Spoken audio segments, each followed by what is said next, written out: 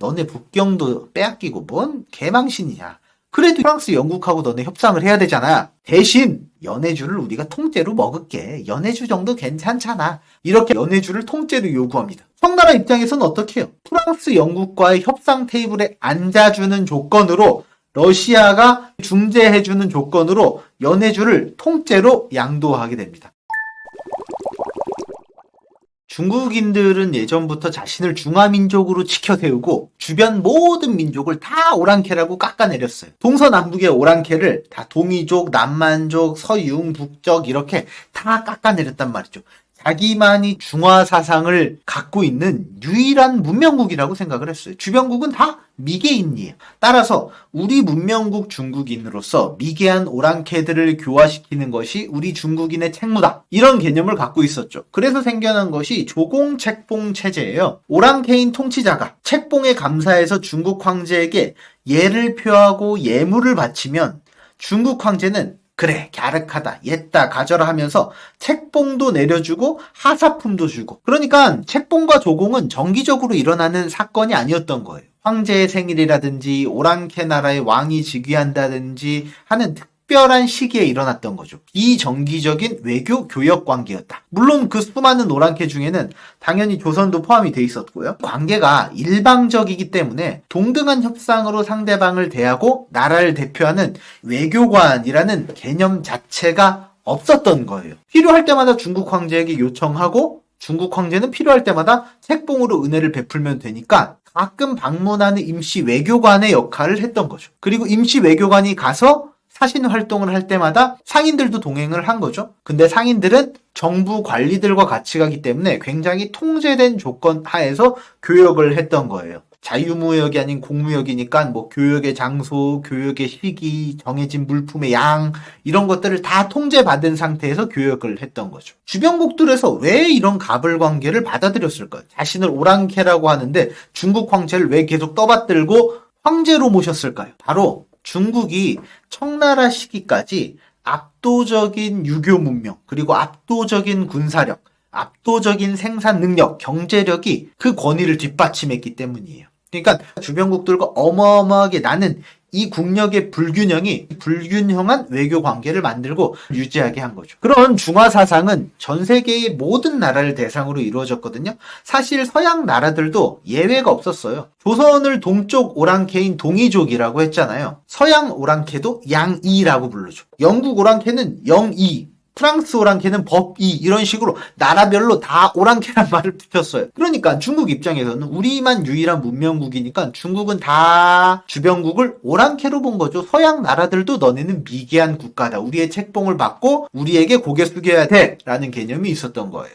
그래서 서양 오랑캐들이 수교를 맺고 외교관을 상주시키면 어떠냐라고 제안을 했을 때 그 요구를 받아들일 수가 없었던 거예요. 다른 나라와 동등한 관계는 중국 역사상 말이 안 되는, 여태까지 있지도 않은 개념이었기 때문이죠. 그런데 그런 중화 사상이 서구 열강을 만나면서 여지없이 깨집니다. 서구 열강의 군사력 상상 이상이었단 말이에요. 아편 전쟁에서 그 사실이 너무 명백하게 증명되죠. 서구 열강이 국력을 다 기울여서 쳐들어온 것도 아니고 진짜 먼 곳에서 원정 함대를 보냈는데 완전 박살이 나버린다는 거죠. 아편 전쟁 초기까지만 해도 애써 정신 승리를 합니다. 베이징 수도가 북쪽에 있잖아요. 그래서 남쪽인 광저우에서 먼저 아편 전쟁이 발발을 하는데 보통 중국에서도 지방 저쪽에서 밀란이 항상 있어 왔단 말이에요. 지방에서 있는 오랑캐의 반란 정도는 늘 있어 왔던 거니까 양이들이 반란을 일으킨 거 그럴 수 있지. 좀 시간이 지나면 잠잠해질 거야. 근데 이 서양 오랑캐들이 시간이 지날수록 잠잠해지는 것이 아니라 계속 치고 오더니 북경까지 먹어버리는 거예요. 군사력에서 여지없이 완전 박살이 나버립니다. 중국이 세계 제1의 문명국이고 군사강국이고 이런 것들이 다 허구가 돼버린 거예요. 중국이 시간이 지남에 따라서 서서히 현실을 자각할 수밖에 없었죠. 그리고 중화 사상이 더 이상 받아들여지지 않는 구닥다리가 된 거예요. 이 현실을 재빠르게 파악한 사람은 당시 황족이었던 공친왕이, 이 공친왕이 생긴 거는 많이 우울해 보이긴 해도 당시 황제의 섭정을 하던 넘버 2 역할을 하던 사람이에요. 당시 2차 아편 전쟁 때 수도 북경이 프랑스와 영국 연합군에 의해서 탈탈 털리고 함락되잖아요. 그래서 황족들이 다 북경을 버리고 빤스런 했단 말이에요. 근데 이 프랑스와 영국이 언제까지 북경을 점령하고 있을 순 없으니까 청나라가 협상을 해야 되잖아요. 북경을 찾아와야 되죠. 이때 북경 철수를 직접 협상한 사람이 바로 공친왕이에요. 뼈저리게 냉혹한 국제 질서를 깨달아요. 청나라는 이미 힘이 없는 종이 호랑이에 불과해버린 거예요. 완전 굴욕 협상을 하거든요. 어느 정도냐면 당시 프랑스, 영국하고 청나라가 협상 테이블에 일단 앉아야 되잖아요. 당시 러시아가 이 전쟁에 직접 참여하지는 않는데 쓱 등장을 합니다. 그리고 청나라에게 제안을 해요. 야, 너네 북경도 빼앗기고 뭔 개망신이냐. 그래도 이제 프랑스, 영국하고 너네 협상을 해야 되잖아. 우리가 너네 청나라와 영국, 프랑스와 같이 협상할 수 있는 테이블 자리를 마련해 줄게. 대신 연해주를 우리가 통째로 먹을게. 연해주 정도 괜찮잖아. 아니면 너네 나라 통째로 다 날아가게 생겼는데. 이렇게 하면서 연해주를 통째로 요구합니다. 청나라 입장에서는 어떻게 해요? 프랑스, 영국과의 협상 테이블에 앉아주는 조건으로 러시아가 그 중재해주는 조건으로 연해주를 통째로 양도하게 됩니다. 이때부터 조선과 러시아가 국경을 마주하게 되는 거죠. 서양의 이렇게 모든 나라에게 탈탈탈탈 털리고 청나라는 개혁 운동을 시작합니다. 낡아빠진 중화사상을 최대한 빠르게 타파하고 서구 열강의 문물을 받아들여야 되는 거예요. 그러기 위해서는 이 중화사상이라는 낡은 개념을 머릿속에서 지워야 되는 작업을 하는 거죠. 그 작업을 하기 위해선 먼저 용어부터 수정을 합니다. 이전에는 양이, 서양 오랑캐라는 말을 주로 사용했잖아요. 근데 이 양이라는 말에는 멸시하는 표현이 먼저 들어있잖아요. 그래서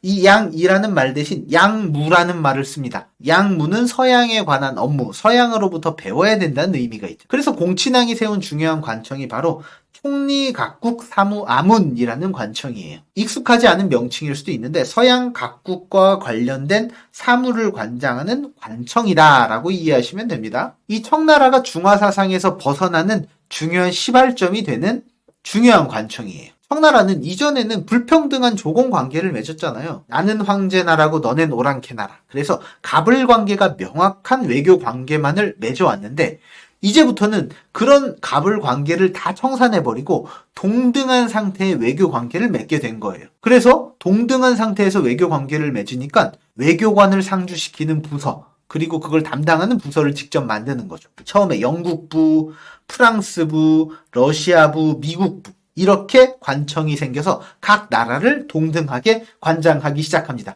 조약을 체결하는 국가가 늘어날수록 부가 점점 늘어나게 되겠죠. 서양과의 조약으로 많은 계양장이 생기게 되고 더 많은 외교가 생기게 되니까 바다와 항구를 담당하는 해양부도 생기게 돼요. 그래서 북쪽 해양을 담당하는 북양 대신이 생기고 남쪽 해안을 담당하는 남양 대신이 생기게 되는 거죠. 우리가 많이 들어본 이홍장, 위안스카이가 북양 대신 출신이죠. 그리고 청일 전쟁에서 대판 깨지는 북양 함대가 바로 이 북양 대신이 이끄는 함대였던 거죠. 중국은 과거와 결별을 선언하고 나름 급진적인 개혁 정책을 쉼없이 추진합니다. 그러면 질문이 생길 수 있어요. 총리 각국 사무 아문에서 외교를 담당하는 많은 부서를 나라마다 두었다고 했잖아요. 그러면 조선부도 따로 생겼을까요? 조선부는 생기지 않았어요. 왜냐하면 이 총리 각국 사무 아문에서 관장하는 부서는 동등한 외교 관계를 수립한 나라들에게만 적용되는 부서예요. 청나라에서 가장 신문물에 뛰어나고 능력 있는 강요들을 쫙 배치했겠죠. 반면에 과거의 외교 관계, 조공책봉 관계는 예부에서 맡았어요. 조선이 당연히 이 예부 안에 포함이 돼 있었겠죠. 그러니까 이 예부 안에서 이전에 조공책봉 관계를 맺고 있던 나라는 오랑캐 나라였고 계속해서 갑을 관계가 명확한 나라였던 거예요. 굳이 이런 갑을 관계가 명확한 자기보다 아래급인 조선을 총리 각국 사무 아문에서 한 급 위로 동등하게 대할 필요가 없었던 거예요.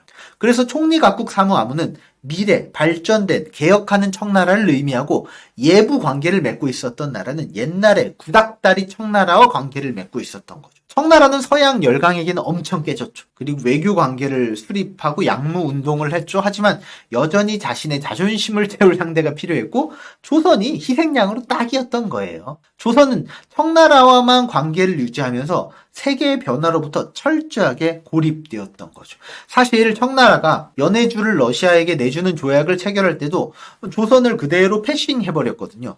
왜 그러냐? 조선 영토가 이렇게 있으면 연해주는 이 북쪽 옛날 발해 땅이잖아요. 조선 사람들이 많이 간도나 연해주로 이주를 해서 많은 조선 사람들이 살고 있었어요. 그래서 조선도 어느 정도 간도나 연해주에 대한 영유권을 주장하고 있던 상태였거든요. 그런 상태, 따라서 영토 분쟁의 소지가 있을 수 있음에도 철저하게 무시하고 러시아와만 계약을 딱 체결하고 조선에게 일체 정보를 넘겨주지 않았어요. 조선은 당시 무지한 왕 철종이 통치하고 있었죠. 내부로는 세도 정치에 휘달리고 있었고 외부로는 청나라 예부와만 연락을 주고받았어요. 예부와만 연락을 주고받으니까 당연히 청나라가 건재하고 잘 나가는 줄 알고 있었겠죠. 철종은 그런 국제 정세를 다 컨트롤하기에는 주변 환경이 그렇게 녹록하지는 않았던 거죠. 이 냉혹한 국제 질서에서 그리고 국제 변화에서 청나라와 전 세계가 아주 격변으로 휘둘리는 것에 무지한 결과는 굉장히 참혹했습니다.